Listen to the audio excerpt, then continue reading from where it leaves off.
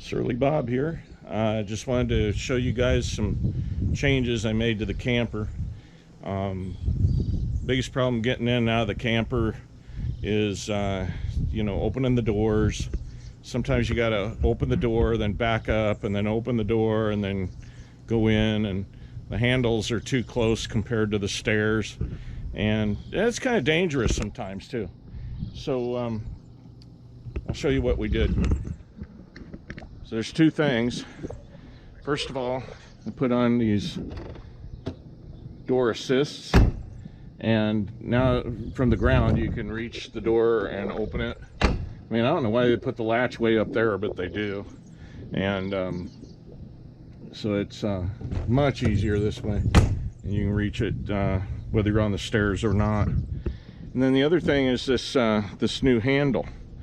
So you take the old handle off, and now you got this thing, and it folds up. It has a magnet that holds it, and you pin it down here at the bottom. As you can see, there's a pin here where you can take it out and pin it when you're going down the road.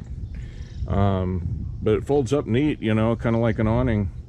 And this magnet here on the arm holds it real tight against the camper, so you know, even if your pin fails, it's probably not going to come out. So you just open it up like this, slide this down, telescopes out like that, and that's it. You know, it's really stable, gives you something to really grab when you're going up the stairs, and that works out pretty good.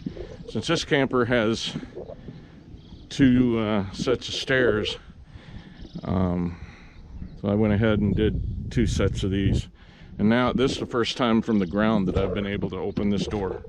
It just opens up real nice now and closes even better.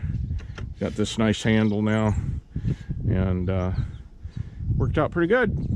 So anyway, that's the latest camper upgrades. Tomorrow I'm going to be putting on backup cameras